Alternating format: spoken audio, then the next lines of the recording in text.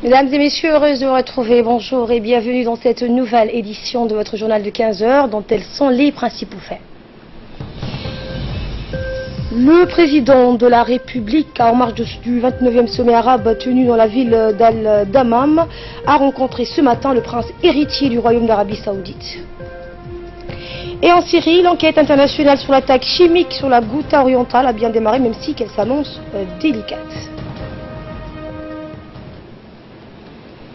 Bonjour et merci de nous accueillir chez vous. Le président de la République, Ismaël Omar Guelleh, a participé ce lundi dans la région Ras Al Khair de la province orientale en Arabie Saoudite, la cérémonie de clôture de manœuvres militaires dénommée Bouclier du Golfe 1, organisée par le ministère saoudien de la Défense avec la participation des forces armées, les marines et les forces aériennes de 24 pays.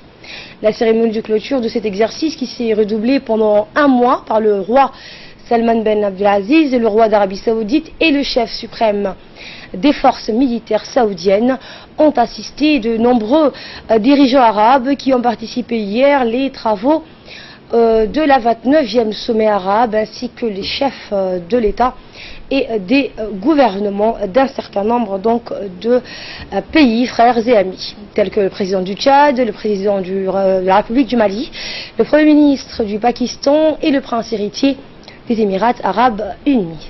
Cette initiative, qui est le plus grand des exercices militaires dans la région, reflète l'attention accordée par les dirigeants saoudiens pour renforcer la coopération militaire et la coordination avec les pays, frères et amis, et élever le niveau de préparation afin d'assurer la sécurité et la stabilité de la région et du monde. Le porte-parole officiel de l'exercice, donc nommé le bouclier du Golfe 1, le général de brigade Abdullah Ben Hussein a affirmé lors d'une conférence que la manœuvre a visé à promouvoir la préservation de la sécurité et de la stabilité dans la région. Les objectifs stratégiques de l'exercice est de maintenir donc la sécurité de la participation et la stabilité des États en prenant en compte les causes de l'instabilité et les sources de danger qui assaillent donc la région, mettant en évidence les capacités d'action militaire conjointes. À noter que le général saoudien.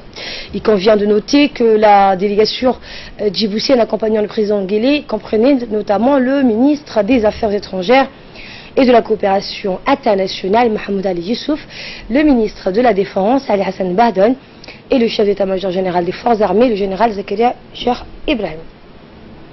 Je vous le disais en titre, rencontre entre le président de la République et le prince héritier saoudien en marge du 29e sommet arabe tenu dans la ville d'Al-Dammam. Le chef de l'État a rencontré ce matin le prince héritier du Royaume d'Arabie Saoudite, le prince Mohammed Ben Salman Ben Abdelaziz. Et le chef de l'État et le prince saoudien ont abordé les relations fraternelles et de coopération entre le Royaume d'Arabie Saoudite et la République de Djibouti dans les divers domaines et en particulier l'aspect sécurité et militaire. Le ministre des Affaires étrangères et de la coopération internationale, celui de la Défense ainsi que notre ambassadeur en poste à Riyad ont assisté à la rencontre. Le chef de l'État doit en outre participer à la cérémonie de clôture de l'exercice conjoint baptisé a participé peu avant cette rencontre organisée sur le sol saoudien avec la participation des forces de 23 pays dans la République de Djibouti.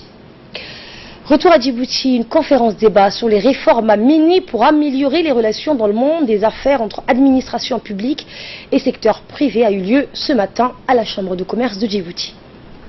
Eh bien, cette rencontre a été initiée par le ministère auprès de la présidence en charge des investissements. L'amélioration du climat des affaires est jugée nécessaire pour booster l'économie. La conférence a vu la participation de plusieurs hommes d'affaires qui ont posé toutes les questions voulues aux responsables des différents départements ministériels pour assouplir et faciliter les règlements et procédures afin de rendre le commerce plus attractif avec moins de barrières douanières et de taxes. Ces débats étaient dirigés par le secrétaire général du ministère de l'Investissement, Abdel Mashker. Était également présent le directeur de l'Habitat et de l'Urbanisme, Habib Ibrahim, le directeur général de l'Agence nationale pour la promotion de l'investissement, la directrice de l'ODEPIC, Ouloufa Ismail, Et le directeur de l'agence djiboutienne de la promotion des investissements a rappelé les efforts menés pour améliorer le climat des affaires et les concertations poursuivies. On l'écoute. Développer et diversifier, en sachant que c'est le secteur privé qui est le véritable créateur de richesses, donc qui est le véritable moteur de l'économie nationale. Dans la continuité des actions gouvernementales, cette année aussi il y a eu des efforts pour encore plus consolider l'amélioration du climat des affaires à travers des réformes assez ambitieuses. Et cette année, il y a eu un ensemble de réformes pour consolider les réformes conduites l'année dernière qui avaient valu à notre pays d'être classé parmi les 10 meilleurs pays réformateurs du monde, avec des gains, des points entre fourchettes des 20 à 82 passes. Donc cette année aussi, le gouvernement a continué et a consolidé ses efforts de réforme. Et comme vous le savez, indéniablement, les textes porteurs de ces réformes ont été adoptés par l'Assemblée nationale et promulgués par le président de la République dans le délai assez court, ce qui reflète bien la volonté gouvernementale au plus haut niveau.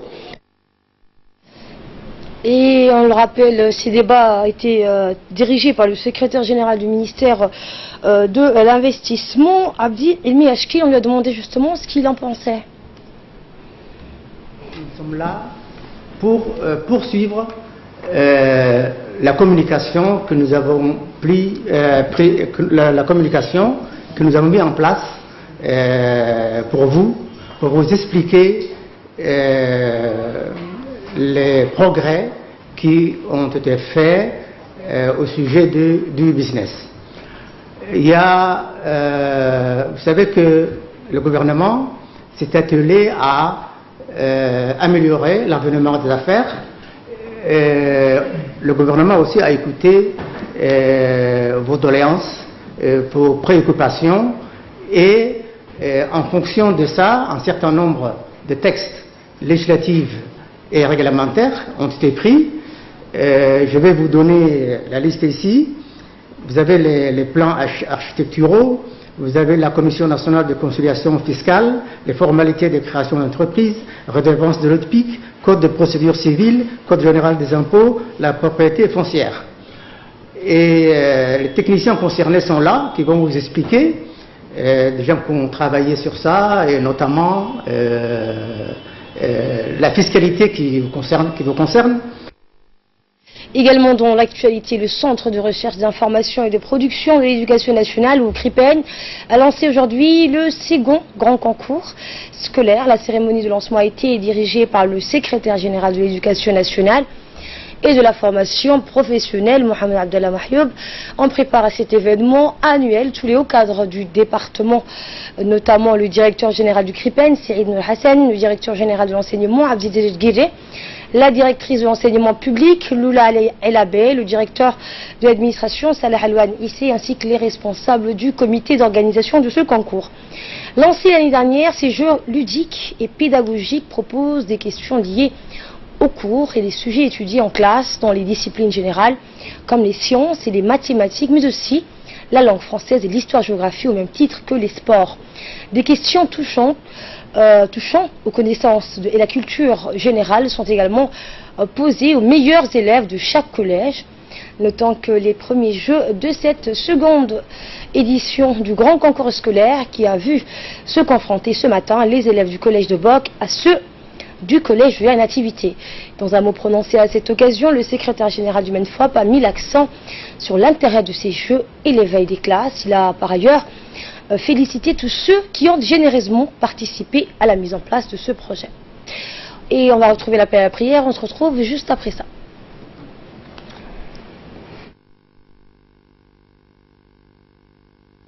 Inna as-salata kanat ala al-mu'minina kitaban mawquta.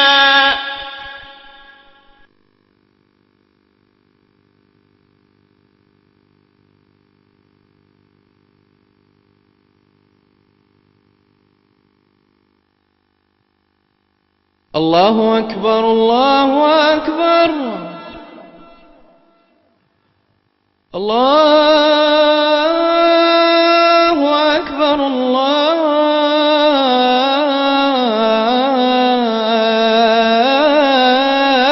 الله أكبر أشهد أن لا إله إلا الله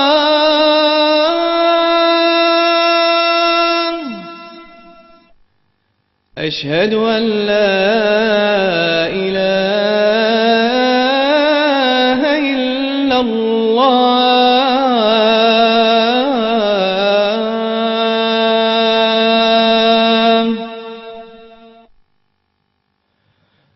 أشهد أن محمدا رسول الله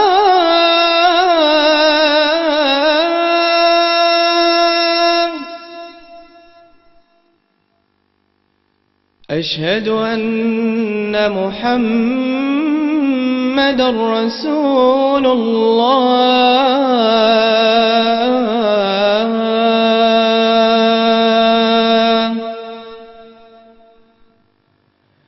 حي على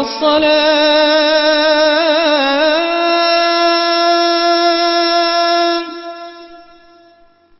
حي على الصلاة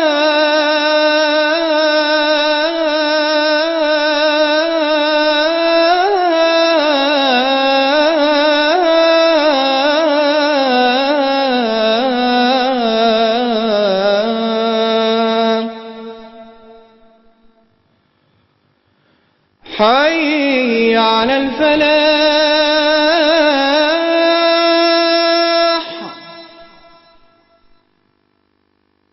حي على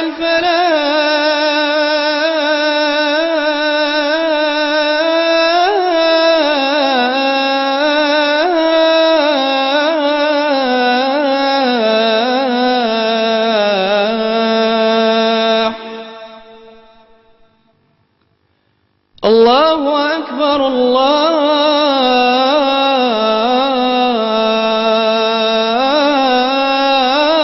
الله أكبر لا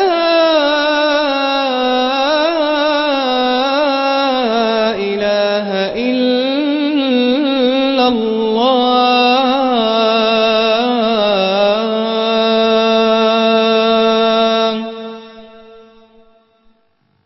اللهم رب هذه الدعوة التامة والصلاة القائمة آت سيدنا محمدا الوسيلة والفضيلة وابعثه اللهم مقاما محمودا الذي وعدته إنك لا تخلف الميعاد. Voilà pour l'appel à la prière. Dans le reste de l'actualité, le ministre de la Santé, Dr Jamal Miaoutia, a présidé une réunion de coordination devant précéder le lancement d'une campagne de pulvérisation d'insecticides dans les communes de la capitale. Outre les principaux cadres du département de la santé, la réunion a vu la participation de la maire de Djibouti-Ville, Fatouma Awala Ousmane, du préfet de la capitale, Ousmane Belguézé, du président de la commune de Bel'Aus, Mohamed Ousmane Omar Ismail, et du président de la commune de Belbala, Wabri Nour Alayi, lesquels ont été sensibilisés sur ces activités de lutte antivectorielle et les gîtes larvaires. Objectif étant d'éliminer les gîtes larvaires et de prévenir la prolifération des moustiques. À cet effet, le Dr Jamal Miaoutia a rappelé l'importance et l'inclusion de tous et a exhorté tous les responsables présents à cette réunion de redoubler en mobilisant nos concitoyens. Au cours de cette semaine, les équipes de l'Institut national de santé publique se rendront dans les quartiers en suivant un calendrier préétabli en vue de lutter efficacement contre la prolifération des mouches et des moustiques. Chaque demeure sera visitée. Dans ce 15 heures également, après la tenue d'un atelier de sensibilisation sur l'eau et l'assainissement organisé par la mairie au profit des élus communaux et régionaux, ces derniers ont été effectués un déplacement au Bac. C'est au bord d'une vedette des gardes-côtes que les élus des communes de Bel'Aus et Belbala, ceux des régions d'Arta, d'Al-Sabiye, de Liki et de Tadjoura se sont rendus à Obok. Une représentante de l'INAP les a accompagnés. Tous ont été bien accueillis, à part des responsables de la région avec à leur tête Mohamed Hamad Ismail, président du conseil régional d'Obok. Une séance de travail a ensuite réuni tout ce beau monde. Dans son mot d'ouverture, le président du conseil a souhaité la bienvenue aux visiteurs et a tenu à féliciter les auteurs de cette initiative inédite et en premier lieu Madame le maire de la ville de Djibouti. Cette rencontre donc fut l'occasion aux participants de se rencontrer et de présenter leurs institutions respectives.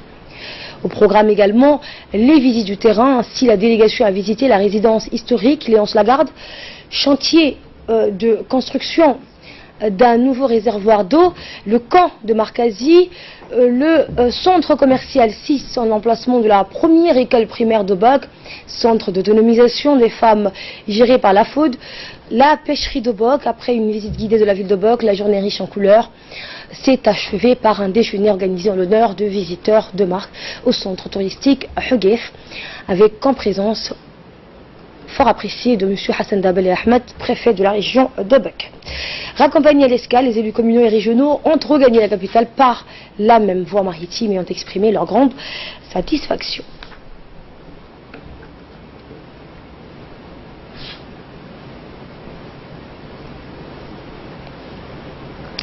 Et de là, nous passons aux nouvelles à travers le monde. En Syrie, l'enquête internationale sur l'attaque chimique sur la Ghouta orientale a bien démarré, même si elle s'annonce délicate. Et on en parle avec vous, Fardous Hussein. Bonjour. Bonjour Asma. Donc, comme vous le dites, en Syrie, le travail s'annonce compliqué pour les enquêteurs qui arrivent donc plus d'une semaine après les faits dans une zone passée depuis sous contrôle du régime et de la police militaire russe. Une région ravagée par 5 ans de siège, de bombardements intensifs et une violente offensive lancée le 18 février. Donc, le plus grand secret, Asma, entoure le travail de la mission de l'organisation pour l'interdiction des armes chimiques et qui a pour mandat d'enquêter sur l'utilisation éventuelle d'armes chimiques, mais n'a pas donc identifié les auteurs. Peu de détails ont filtré sur cette réunion prévue au siège donc de l'A.E. Le président Vladimir Poutine, allié indéfectible de la Syrie, a mis en garde hier les États-Unis, la France, le Royaume-Uni, les 3 pays qui ont mené l'opération militaire. Une nouvelle frappe. Ce sera donc inévitablement le chaos dans les relations internationales, a-t-il cité dans un communiqué du Kremlin diffusé donc dans une conversation téléphonique avec son homologue iranien Hassan Rouhani, ou autre allié donc de la Syrie, Asma. Et en France, Emmanuel Macron qui a justifié hier soir dans une interview sur BFM TV des frappes légitimes et réussies justement en Syrie. Ce sont donc ses propos lors de sa première partie de son entretien consacré hier à la Syrie. Le président français s'est défendu d'avoir déclaré la guerre à Bachar al-Assad moins de 2 jours après les raids français, américains et britanniques en Syrie.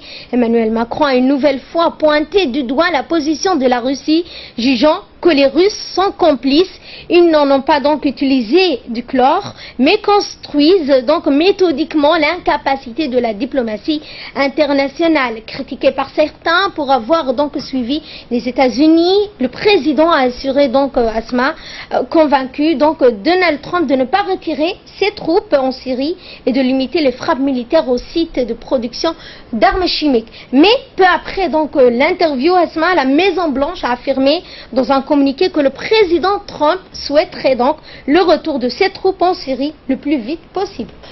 Et à l'étranger toujours, en Corée du Nord, 10 millions de personnes auraient besoin d'aide humanitaire. Tout à fait, donc 10,3 millions de Nord-Coréens ont besoin d'une aide humanitaire d'urgence, affirme l'ONU, dont plusieurs agences basées à Pyongyang ont lancé un appel à donation pour obtenir quelques 111 millions de dollars. Mais le régime nord-coréen, qui est accusé de consacrer ses maigres ressources à son programme nucléaire plutôt qu'à sa population, ne facilite pas les tâches des organisations internationales et humanitaires. 40% des Nord-Coréens souffrent de malnutrition, de manque d'accès aux soins médicaux, estime l'ONU, qui lance un appel pour financer ces programmes de distribution de nourriture et de soutien aux hôpitaux. Mais les pays donateurs ne se pressent guère pour aider une Corée du Nord arc-boutée sur son programme nucléaire L'année dernière, la poignée d'agences onusiennes Asma basées à Pyongyang n'a reçu qu'un tiers des donations demandées par l'Organisation des Nations Unies. Et s'agissant cette fois, santé cette fois, et s'agissant de cette conférence panafricaine sur le paludisme qui s'est ouverte dimanche, et un enfant a trouvé la mort sur le paludisme toutes les 2 minutes dans le monde. Eh bien, donc, Asma, une conférence panafricaine consacrée au paludisme s'est ouverte hier à Dakar, la capitale sénégalaise, pour faire le point sur la lutte contre cette maladie responsable de plus en plus de décès, plus précisément 400 000 décès chaque année dans le monde, et toujours en progression selon l'OMS. 20 ans après sa dernière édition, les experts partageront jusqu'au 20 avril les dernières avancées de la recherche en matière de surveillance de la maladie, de diagnostic, de traitement ou encore de progrès vers la réalisation d'un vaccin toujours attendu. Les participants tenteront de définir les pistes pour accélérer la lutte contre le paludisme dans le monde, et en particulier en Afrique subsaharienne, qui a marqué le pas ces dernières années selon toujours le communiqué des organisateurs. Et pour clore cette édition Fardous Sport, le PSG sort son 7e titre de champion de France en écrasant Monaco 7-1. Et oui, donc Asma, c'était hier soir, le PSG s'est offert pour la 7e fois de son histoire, le titre de champion de France, face à Monaco, et triant 7-1, qui avait été sacré champion un an plus tôt, malgré la supériorité économique des Parisiens. Les Parisiens se sont imposés grâce à des doublés de Lo Celso, de Di Maria, des buts de Cavani, de Draxler, et un but contre son camp de Falcao. Le champion de France pour la 7e fois de son histoire, depuis 86, 94, 2013, 2014, 2015, 2016. Il lui restera bien de négocier la demi-finale de la Coupe de France. Ce sera mercredi à Caen. Merci Fardous Hassen pour toutes ces précisions sur l'actualité internationale, et merci à vous d'avoir suivi ce journal, et passez tous un bon après-midi.